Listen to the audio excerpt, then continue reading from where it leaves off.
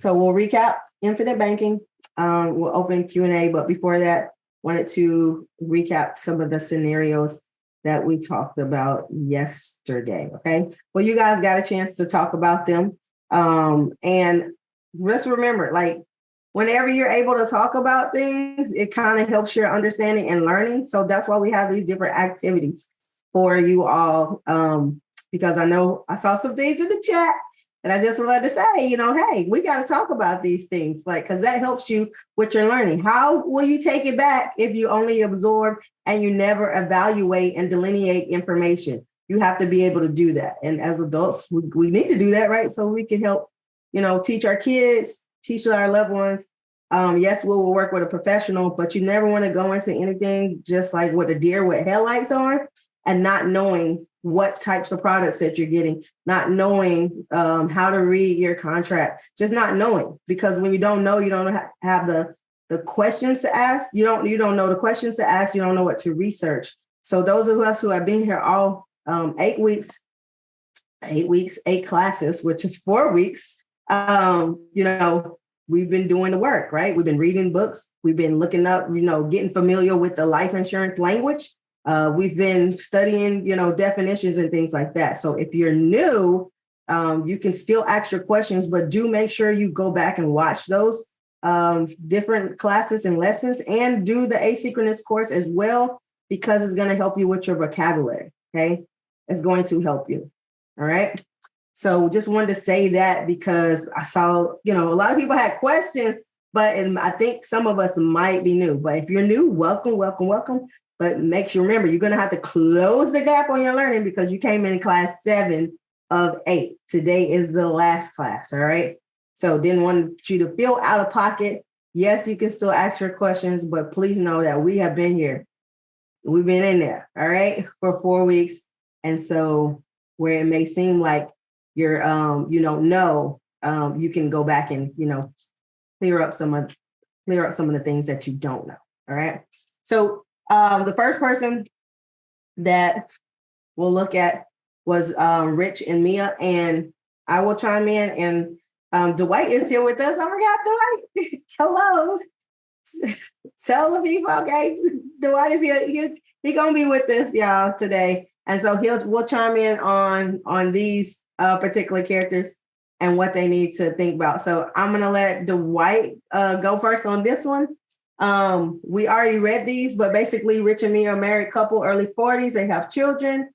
They have an annual income. They have some savings and investments, but their main goals are looking to build long-term wealth and to provide for their children's education and generate a tax-free income in retirement. So our goal was to look at, what type of policy with the 2 types of policy that we are looking at to do infinite banking with would be whole life insurance or index universal life versus what are some policy riders they might want to look at, and, just some things that they might want to think about in using this concept.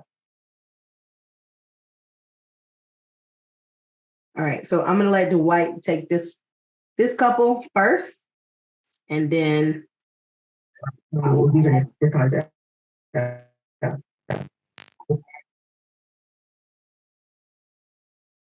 Oh, I think you just muted yourself.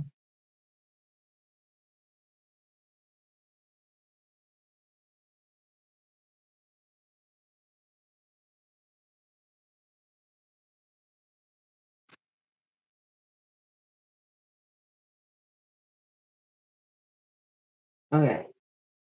Well, while Dwight is getting his volume, his voice. Okay, there you go. Wait, I gotta pin you a different way. Okay, now we can hear you. Okay, you can see me and hear me? Yeah, we can hear and see. Okay, sorry about that. I had to switch to my iPad. Yeah. So Rich and Mia, married couple in their 40s with 2 children. They have a combined income of $150K. And the main objectives or goals that they want is to supplement their retirement income and provide for their children's education.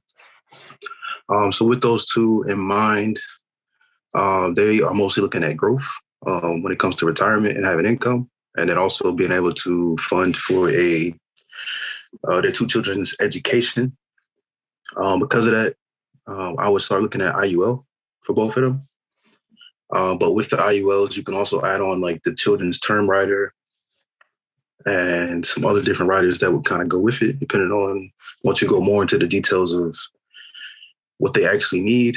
Um, and then another big thing in all these cases, or something everybody should kind of think about when you want to do infinite banking, um, you got to keep in mind there's a difference between the death benefit amount and then the cash value. So you got to go into it knowing which one is more important to you. Is it how much money you'll get when you die from the death benefit, or is it more about building up that cash value, which eventually equals and exceeds what the death benefit is anyway?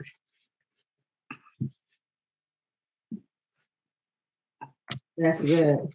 Awesome. So, and I was talking with someone in the group who was talking about this particular couple last night, and we were basically just talking about how, if they're trying to build the education up, they want to provide for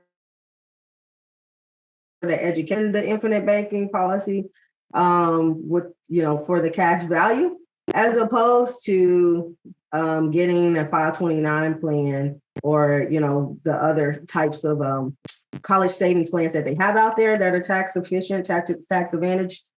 Because if you use this as, for the plan, then you won't have to worry about, when your child gets to that appropriate age to go age, or whenever or I would say intellect, because some people go to college super early, depending on if they're gifted and things like that.